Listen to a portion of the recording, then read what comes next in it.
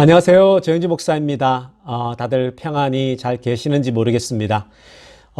날짜를 계산해 보니까요. 벌써 우리가 4개월째, 셧다운 상태를 맞이해서 스테이 앰을 하고 있더라고요.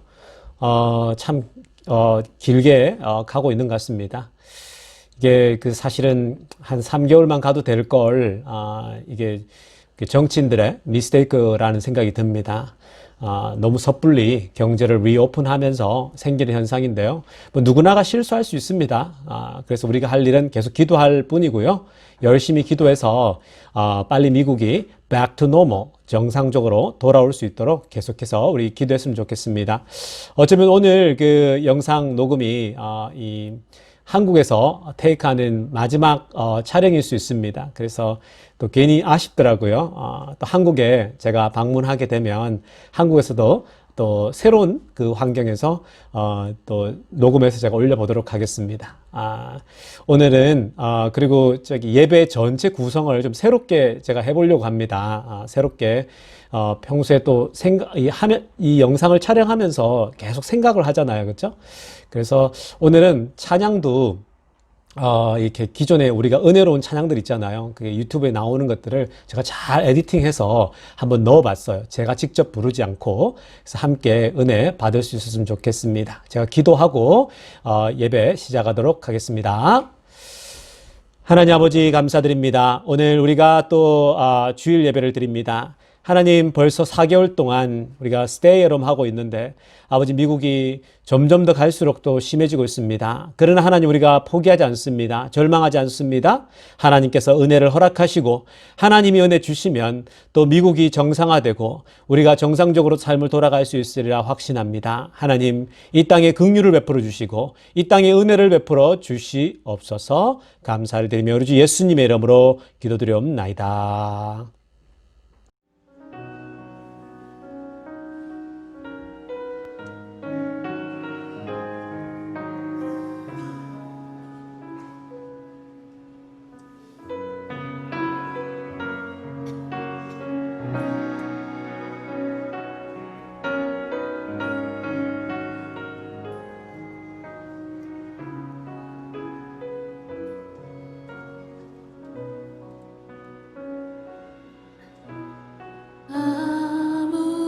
아무것도 두려워 말라.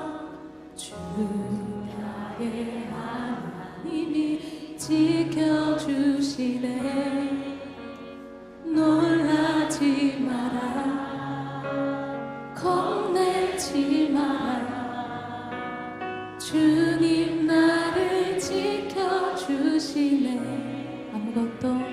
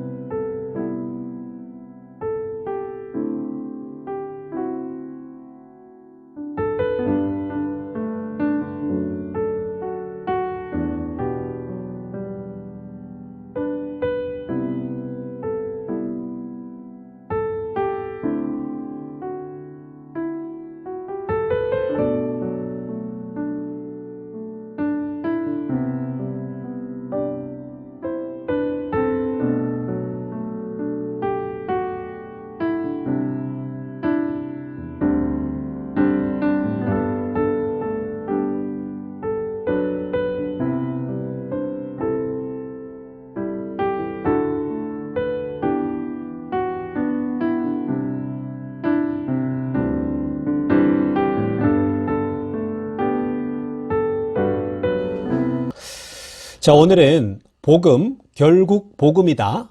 복음, 결국 복음이다 라는 제목으로 하나님 말씀 전하도록 하겠습니다. 로마서를 큐티하고 계신가요? 로마서가 이제 우리의 큐티 본문인데요. 책도 다 구입했고요. 아마 우리 전도사님 편을 통해서 큐티 본문이, 큐티 책이 이제 전달이 될 것입니다.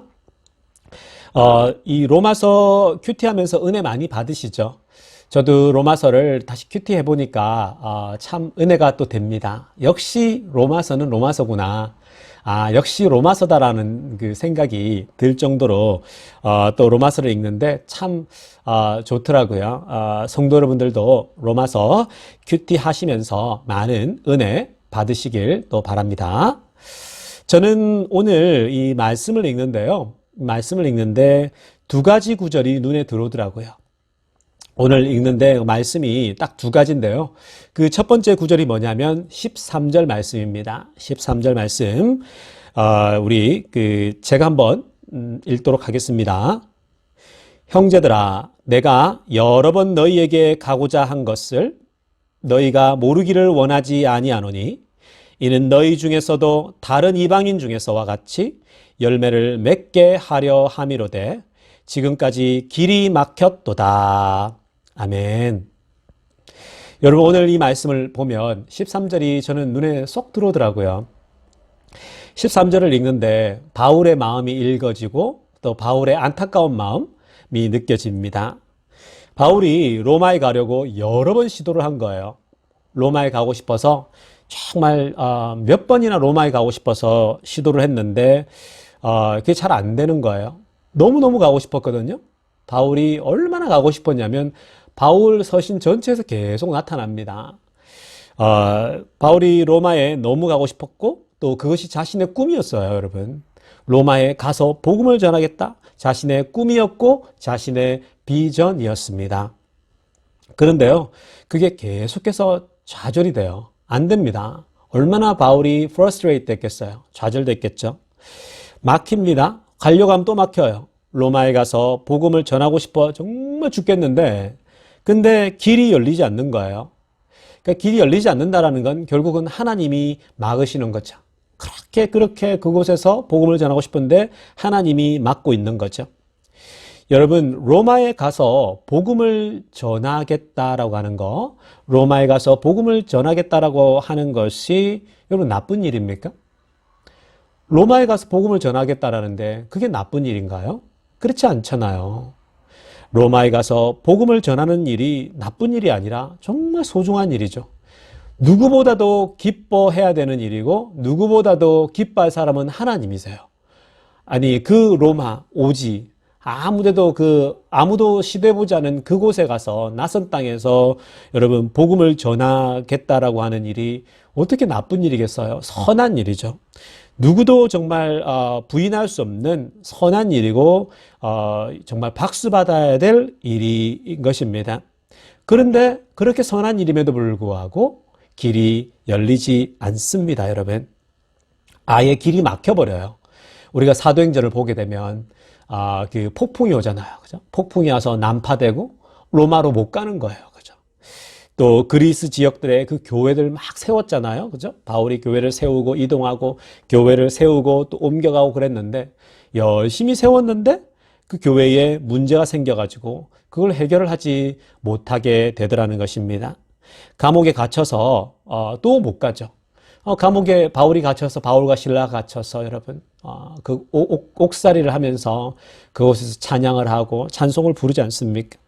여러분, 이렇게 바울이 로마에 가려고 하는데 결국은 막 현실적인 문제들이 막 터지는 거예요. 그 배가 난파되는 폭풍이 온 거예요, 그죠? 배가 난파돼서 못 간 거예요. 인생의 폭풍이 찾아왔죠. 그래서 로마를 못 간 거예요. 그리고 그리스 지역에 여러 또 교회들을 만들었는데 세웠는데 현실적인 문제가 막 터지는 거예요. 교회들이 문제가 빵 터지는 거예요. 막 고린도 교회 우상 문제 또 뭐 여성 문제 여러 가지가 빵빵 터지는 거예요. 그러니까 바울이 그런 문제들을 해결해야 되니까 계속 로마로 가려고 하는 그 시간이 늦어지는 거예요. 그리고 또 여러분 감옥에 갇히는 그런 정말 말도 안 되는 일이 일어나는 거죠. 그죠? 그러면서 큰 비전으로 정말 선한 일들을 꿈꾸고 하고 싶은데 그것이 길이 막히는 거예요. 여러분, 우리가 이것을 통해서 그 성경이 주는 메시지가 뭘까요? 바울이 선한 꿈, 선한 그 비전을 가지고 로마에 가서 복음을 전하는 일, 그것만큼 고귀한 일이 어디 있겠습니까, 여러분? 정말 착한 일, 선한 일, 하나님이 정말 기뻐하는 그 일을 하려고 하는데 자꾸만 막혀요. 나쁜 일이 생겨요. 안 좋은 일이 생겨요. 복음 전하는 일이 얼마나 소중합니까? 그런데 자꾸만 길이 막혀요. 뭔가 여러분 일이 자꾸만 막히는 거죠. 여러분 이게 주는 그 메시지가 뭘까요? 여러분 저는 바울의 마음을 한번 묵상을 해봤어요. 바울은 어땠을까?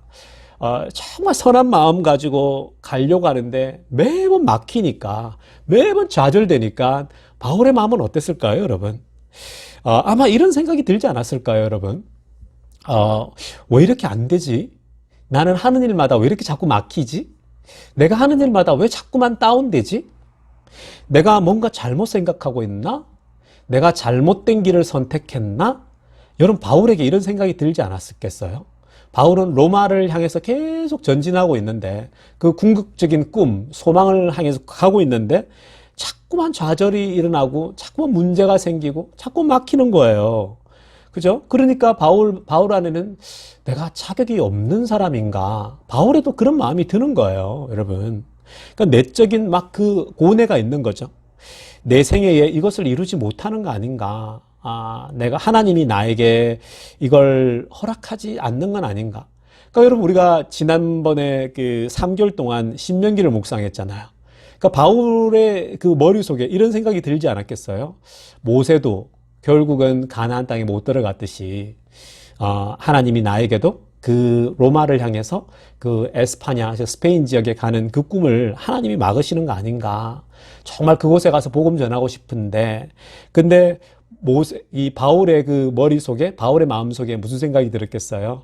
모세도 결국 가나안 땅 못 들어갔잖아. 내 꿈도 이루어지진 않을 것 같다. 막 이런 마음이 여러분 들지 않겠습니까? 당연히 들겠죠. 그러니까 바울의 그 내면 세계 속에서 이런 여러 가지가 고민이 드는 거예요. 번민이 들고. 그런 것들이 여러 서신서에서도 나타나지 않습니까?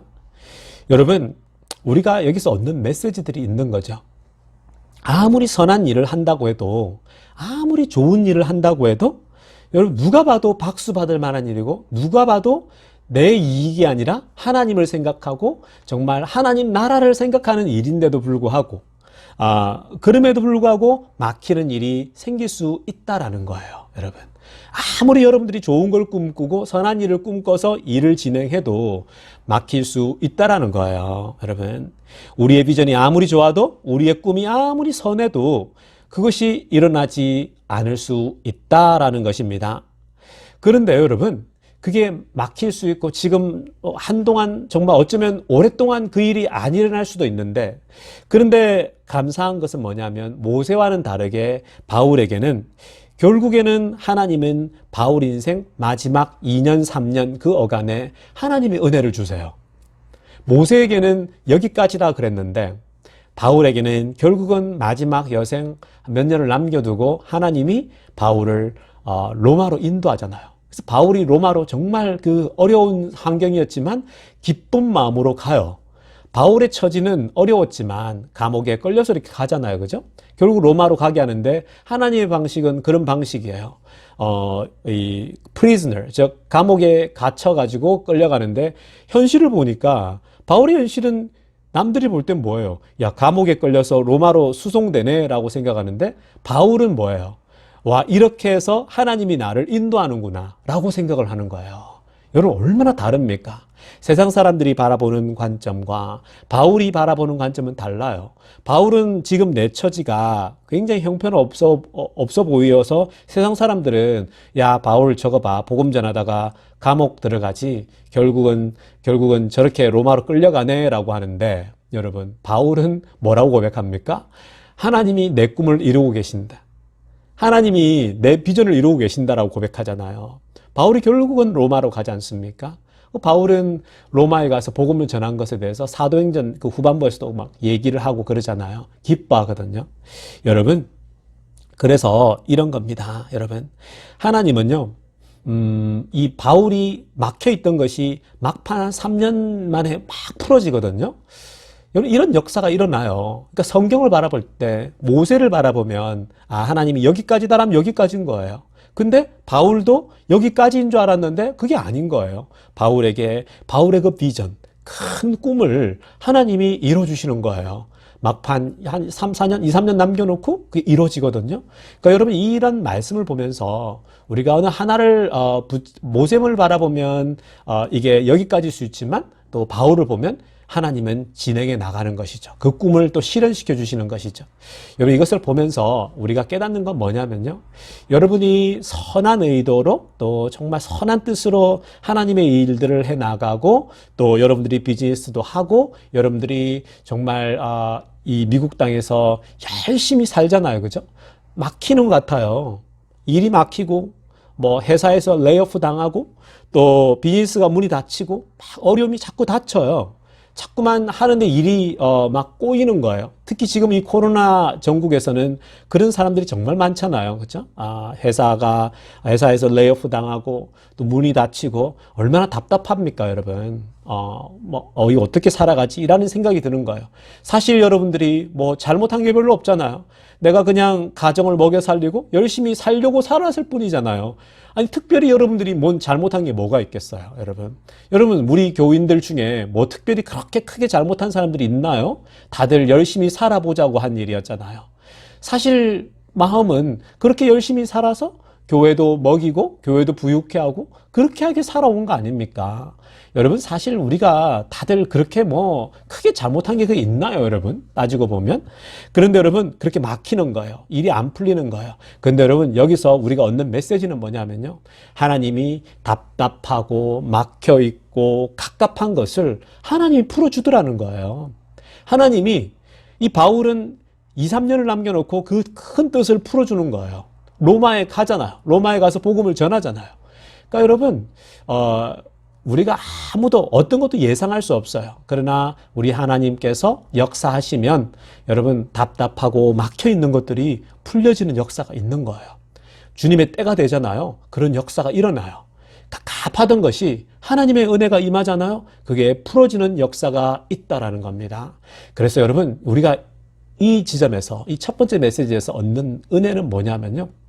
지금 내가 답답하고 일이 안 풀리고 자꾸만 막히고 꼬인지만, 그죠? 바울이 경험한 것처럼 자꾸만 안 되고 또 안 되고 또 안 되고 또 안 되지만 바울처럼 그냥 현실에 충실하게 살아가다 보면, 나에게 닥친 이 현실을 믿음으로 잘 감당해 가다 보면요, 하나님이 바울처럼, 바울의 어느 시점에 이르니까 다 풀어줘 버리잖아요. 그래서 여러분, 막혀 있는 것들이 주님의 때에 다 풀어지는 그런 놀라운 역사를 경험할 수 있기를 간절히 축원합니다.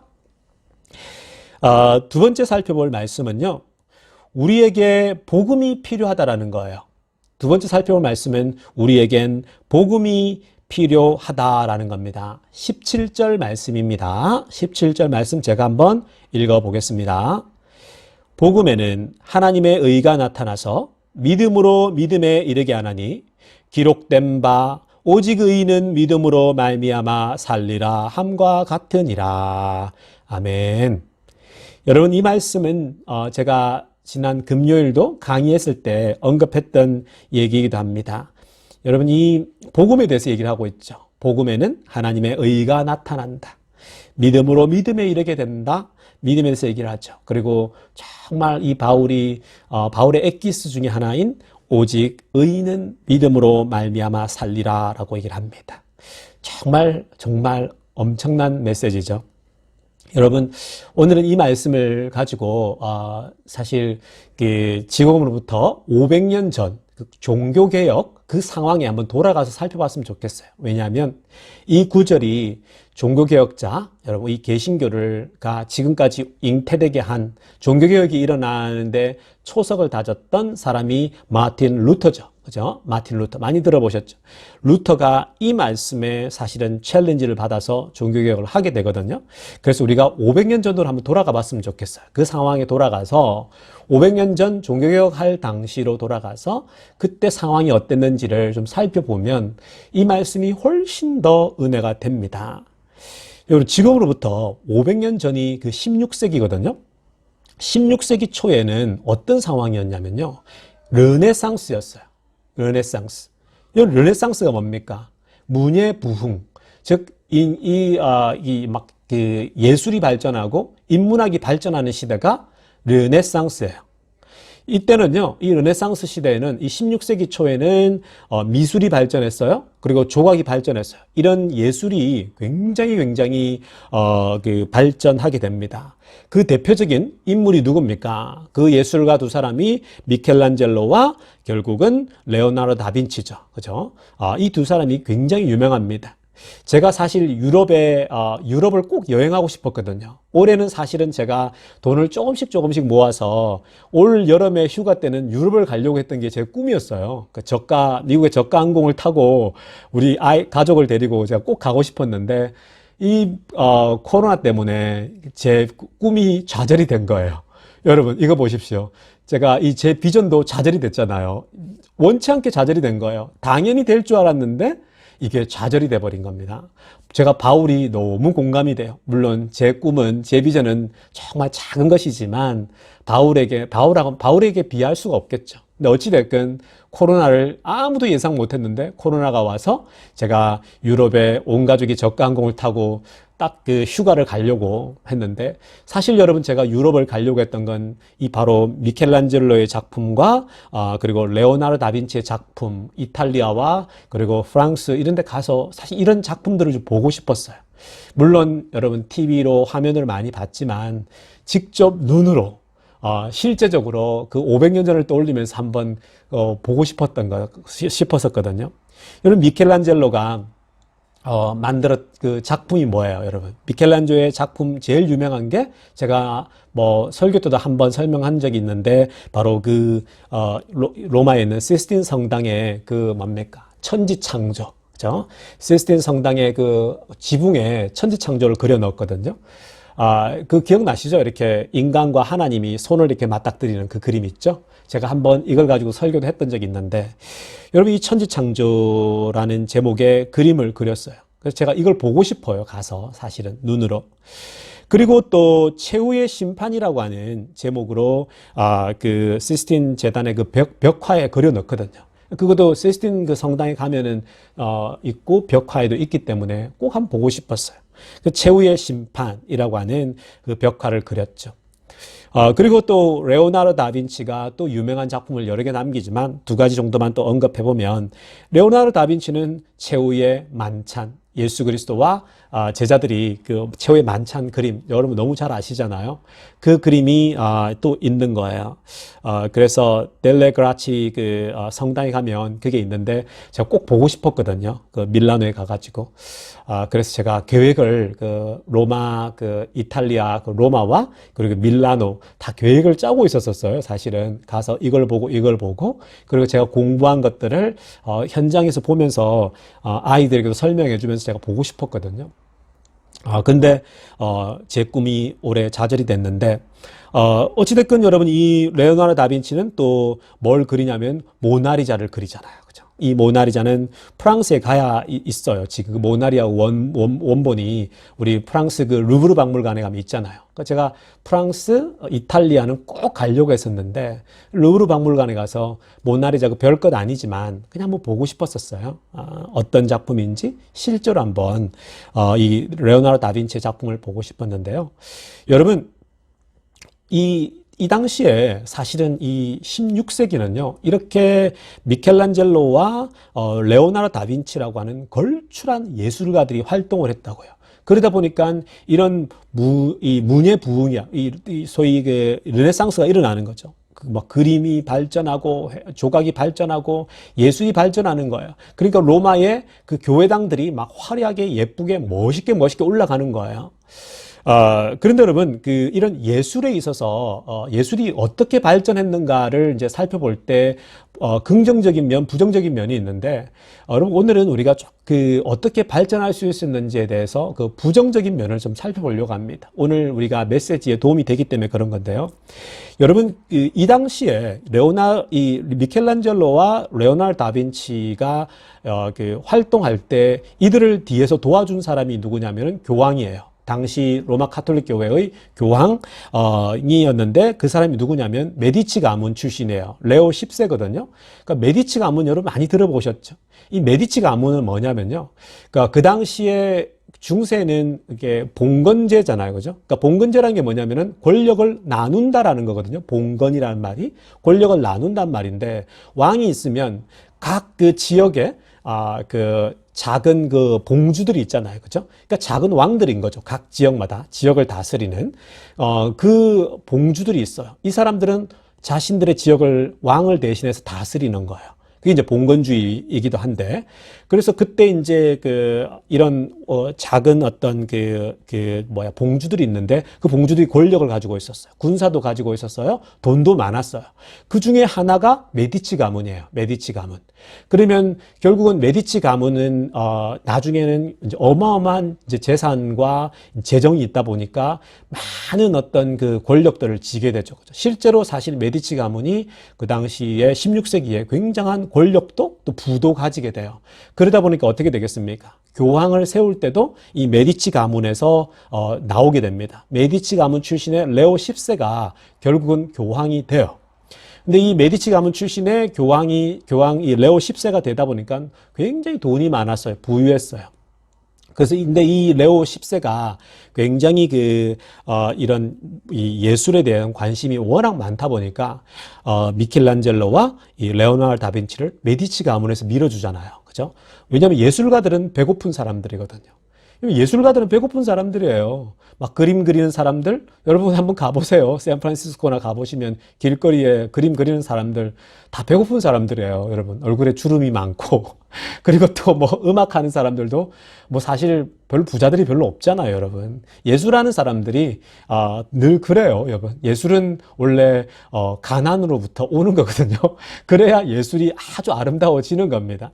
어찌됐건 여러분 메디치 가문에서 밀어줘요. 근데 그 당시 메디치 가문에서 레오 10세가 교황이 나오거든요. 레오 10세가 바로 교황이 되는데 이 교황이 이제 그 당시에 종교 권력을 가지고 있으면서 예술을 발전시키고 교회당들을 막 발전시키죠. 그런데 이제 문제가 생기죠. 이 레오 10세가 이 학문과 미술을 막 장려해서 이 로마가 르네상스의 중심이 돼요. 즉 문명의 중심지로 만드는데 근데 이 너무 많은 이 교황청에서 이 재정을 쏟아붓다 보니까 막 교회 건물 세우고 그림 그리고 뭐 하는 예술가들에게 어마어마한 재정을 지원하거든요. 그리고 어마어마한 큰 건물들을 막 짓는데 막 돈을 쏟아붓다 보니까 결국은 이 바티칸, 그죠? 교황청의 그 당시 교회죠, 그죠? 재정이 바닥이 납니다. 소위 우리가 속된 말로 앵꼬가 나는 거예요. 막 엄청 많은 재정들이 교회의 재정이 바닥이 나니까 그러면서 나타나는 현상이 뭐냐면요. 그 재정을 채우기 위해서 면죄부를 팔게 되는 거예요. 그 재정을 감당을 못하니까 면죄부를 팝니다. 여러분 면죄부 다 아시잖아요. 면죄부가 뭐예요? 왜 여러분 무당들 있죠? 한국으로 따지면 무당들이 점을 보러 오면은 뭘 써줍니까? 뭘 써주잖아요. 그죠? 이거 집에 갖다 붙여. 그 한 장 써주면 얼마입니까? 뭐 10만 원, 100만 원. 용한 무당의 쫙 빨갛게 써주는 글은 집안에 딱 붙여놓으면은 애군이 안 낀다고 해서 그거는 뭐 100만 원, 1000만 원 막 호가잖아요, 그죠? 뭐 우리는 가난해서 그런 걸 사본 적이 없어요. 뭐 정말 뭐 그런 돈이 있으면은 뭐 맛있는 소고기를 사 먹지 우리가 그런 거 살 돈이 어디 있습니까? 사실 그렇잖아요. 근데 당시에도 여러분 이런 게 있었던 거예요. 뭐냐면은 바로 교황에게 사람들이 옵니다. 부자들이 와가지고 면죄부를 써줘요. 이걸 써주면 네 죄는 사함을 얻는다. 막 그 당시에 타락한 사람들이 얼마나 많았겠어요, 여러분. 성적으로 문란하고 온갖 죄를 짓는 부자들, 또 중산층들, 뭐 엄청 많았어요, 평민들도. 이런 사람들이 다들 재산을 갖고 옵니다. 돈을 갖고 오면은 막 써주는 거예요. 써주면서 면죄부라고 딱 써줍니다. 이 편지를, 이 글을 받게 되면 너의 죄는 사함을 받았다. 너는 구원을 받는다라고 얘기를 하는 거예요. 정말 우리 무당들하고 똑같죠. 무당들이, 점쟁이들이 써줘가지고 애군이 안 낄 거야. 여러분, 그게 뭘까요? 다 돈벌이잖아요. 그죠? 돈벌이. 그러니까 여러분, 이게 무당만 돈벌이를 한 게 아니라, 이 당시에 교황이 돈이, 재정이 앵꼬가 나니까 다 떨어지니까 면접을 팔게 되는 거죠. 그래서 여러분, 사실은 이 16세기가 그런 상황이었어요. 여러분. 그죠? 그런 상황이었습니다. 당시, 그런데 여러분, 이 유럽에 로마는 그 문명의 중심지가 되었고, 막 면제부를 팔고 있었지만, 여러분, 유럽의 그 변방인, 독일의 저 변방 지역인 비텐베르크, 그죠? 비텐베르크라고 하는 그 깡시골이죠.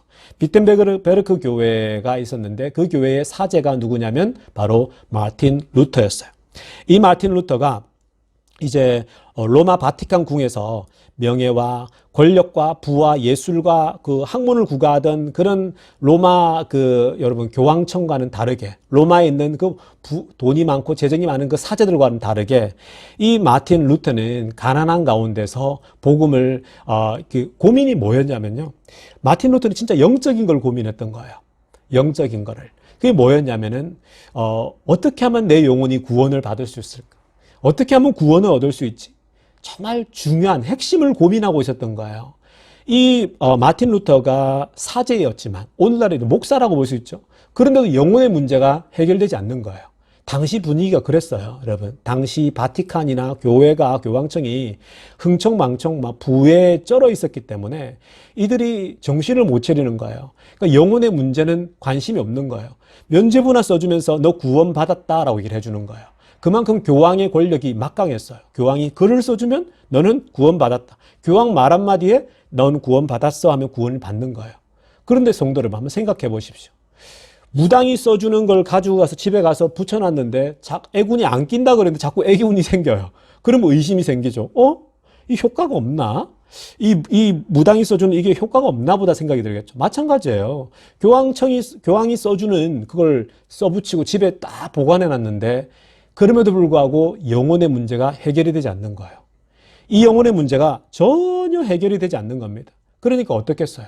굉장히 힘들었겠죠. 사람들이 그럼에도 불구하고 내 영혼의 문제가 해결되지 않는 겁니다. 돈으로 주고 샀는데도 내 영혼의 문제가 해결이 되지 않아요. 여러분. 근데 그때 딱 마침 루터도 똑같은 고민을 하고 있죠. 교황이 저렇게 가면 안 되는데, 같은 사제지만 저렇게 가면 안 되는데, 루터는 정말 영적인 고민을 하고 있었어요. 어떻게 하면 영혼이 구원을 받을 수 있나? 왜냐하면 아무래도 영혼이 이게 해결이 되지 않는 거예요. 영혼 구원의 문제가 아무래도 해결이 되지 않는 거예요. 그래서 여러분, 비텐베르크 성당의 그 교회 문 앞에다가 뭘 붙입니까? 그 유명한 95개조 반박문을 딱 붙이는 거예요. 그걸 딱 갖다 붙이니까 로마에서는 멀죠. 독일이니까. 그럼에도 불구하고 소문이 쫙 돕니다. 수많은 사제들이 이제 그 앞에 붙어 있는 95개조 반박문을 딱 보게 되는 거죠. 그 반박문이 99개의 지금 로마 교황이 잘못하고 있는 것에 대해서 다 써놓은 거예요. 근데 그걸 아주 무식하게 쓴 게 아니고요. 정말 학문적으로, 논리적으로 다 쓴 거예요. 신학적으로. 그러니까 정말 세련되게 다 쓴 거죠. 그 중에 여러분 하나가 뭐냐면은 면죄부에 대한 비판이었어요. 그죠? 면죄부에 대한 비판. 그리고 교황에 대한 비판이기도 하죠. 그죠? 이렇게 기록을 합니다. 그러므로 교황의 면죄부로서 인간은 모든 형벌로부터 해방되며 구원받을 수 있다라는 것을 선전하는 면죄부 설교자들은 모두가 다 오류에 빠져 있다라고 얘기합니다. 그 당시에 많은 사제들이 그런 교황처럼 똑같은 설교를 하고 있거든요. 면죄부를 받으면 너희 죄는 사함을 받는다라고 그렇게 설교를 하고 있는 거예요. 오늘날도 여러분 잘못된 설교들이 얼마나 많습니까? 그 똑같은 거예요, 여러분. 그래서 루터는 그걸 반박하는 거예요. 나는 비록 내가 가난하지만 이렇게 갈 수는 없다.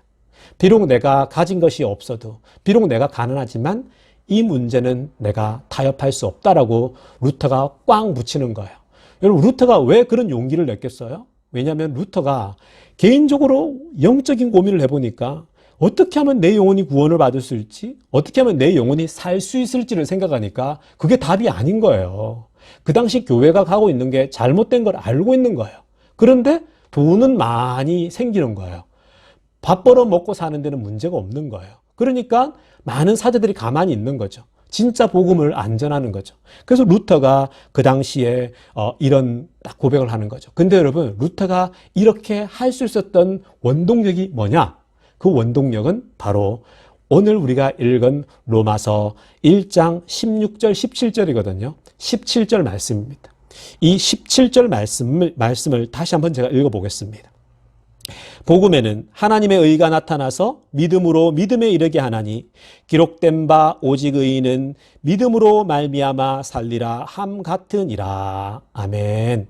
여러분, 이 루터는요, 이 말씀을 묵상하는데 뭐라고 표현하냐면요, 영혼이 뒤흔들리는 경험을 했다라고 얘기를 합니다. 이 말씀을 읽는데 천지가 진동하는 듯한 내 영혼의 떨림을 경험했다고 얘기를 합니다. 여러분, 우리가 이런 경험 한 번씩 하잖아요.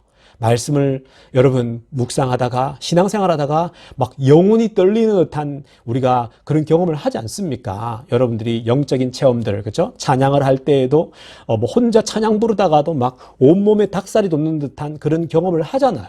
여러분, 그런 거예요. 루터가 이 구절을 로마서를 읽다가 그냥 쓰러져 버리는 거예요. 아, 교회의 가르침이 잘못된 거였구나. 이 말씀을 묵상하다가 완전 영혼이 흔들리는 그 경험을 하게 된 거예요. 성도 여러분, 이런 겁니다. 여러분, 우리가 말씀 묵상하잖아요. 지금 큐티 하잖아요. 왜 제가 이걸 강조하겠습니까? 왜 이게 핵심이 돼야 된다고 생각합니까? 여러분, 각자가, 온 성도들이 각자가 하나님 말씀, 루터처럼 말씀을 묵상해야 돼요. 말씀을 묵상하다 보면 이 말씀이 뭐예요? 16절에서 뭐라고 합니까? 복음에는 하나님의 의가 나타난다 그러잖아요. 복음에는 하나님의 의가 나타나요. 하나님의 공의가 나타나요. 그래서 우리의 영혼을 흔들어요. 그래서 여러분, 내 스스로가 말씀 묵상하는 게 그렇게 중요한 거예요. 여러분, 말씀 묵상하세요. 그게 다예요. 그게 전부예요, 여러분. 여러분, 이런 제가 계속 말씀드리지만 팬데믹이 오고 교회가 무너지고 문 닫을 수 있어요, 여러분. 온 세계 교회가 문 닫을 수 있어요. 그럼 그때 뭐가 남아요? 하나님 말씀밖에 남지 않아요. 그러면 여러분들이 말씀 묵상을 할 수 있어야겠죠. 그 말씀 묵상하는 힘이 있는 사람들은 존버하는 거예요. 버티는 거예요. 끝까지 영원히 버티는 거예요. 그런 사람을 통해서 일하시는 거예요. 그러니까 하나님이 루터를 통해서 일한 거예요, 여러분. 루터가, 아니, 다른 교황청의 사제들은 말씀 묵상 안 해요. 그러니까 당시에 목사인데 안 하고 있는 거예요. 마찬가지예요, 여러분. 모든 성도가 말씀을 내가 묵상하고 찬양으로 은혜 받고 있지 않으면요, 다 죽어요. 하나님이 일할 수가 없어요. 그런데 성도 여러분 한 분 한 분이 말씀으로 영혼이 뒤흔들리는 것을 주기적으로 경험하고 말씀에 사로잡히잖아요. 그러면 하나님이 여러분을 통해서 일하세요. 하나님은 누구랑 일하느냐? 루터처럼 말씀 한 구절 한 구절에 흥분하고 변화되어서 영혼의 떨림을 경험하는 그런 사람을 통해서 하나님이 역사를 만들어낸다고요. 그러므로 성도 여러분, 이게 복음인 거예요. 이게 복음입니다. 여러분, 뭐라고 합니까? 사실 오늘 설교가 더 있는데요. 너무 지금 길어지는 것 같아서 마무리하려고 합니다. 여러분, 오늘 그 17절 말씀 제가 다시 한번 보면요. 오직 의인은 믿음으로 말미암아 살리라 함 같으니라. 오직 의인은 믿음으로 말미암아 산다라고 합니다. 여러분, 이게 복음이에요. 오직 의인은 어떻게 산다고요? 믿음으로 산다고요. 그 예수 그리스도를 믿고 하나님 말씀을 여러분 믿음으로 산다고요. 성도 여러분, 말씀 묵상 꾸준히 하셔서 그 말씀이 주는 힘을 믿으세요. 그 말씀이 주는 하나님의 복음을 믿으세요. 오직 복음을 믿음으로 사는 거예요, 성도 여러분. 그래서 이 복음을 믿으시고 오직 의인은 the righteous shall live by faith. The righteous will live by faith. 오직 의인은 믿음으로 산다. 오직 믿음을 가지고 이 혼란한 시대에 복음을 믿음으로써 다시 살아날 수 있기를 간절히 축원합니다. 기도드리겠습니다. 하나님 아버지 감사드립니다. 하나님, 오늘 저희가 또 로마서 1장 말씀을 살펴보았습니다. 복음, 결국 복음이다라는 것입니다. 아무리 돈이 많아도, 아무리 재정이 많아져도, 아무리 건강해도, 아무리 사업이 잘 나가도, 모든 게 잘 풀려도 결국 복음이 답입니다. 복음으로 무장되어지고 오직 의인은 믿음으로 말미암아 살리라고 하는 이 복음을 붙잡고 살아가는 성도들에게 부가 더해지고 재산이 더해지고 정말 은혜가 더해질 때에 그러한 사람을 통해서 하나님이 역사하실 줄 믿습니다. 하나님, 우리 비엔드 교인들이 오직 말씀을 지속적으로 묵상하여서 그 복음을 붙잡고 의인은 이 복음을 믿음으로 산다라고 하는 그 말씀대로 우리 교회 모든 성도들이 살아날 수 있고 이 어려운 시기에 다시 살아나는 놀라운 은혜를 체험하는 우리 교회 되게 하여 주시옵소서. 감사를 드리며 우리 예수님의 이름으로 기도드리옵나이다.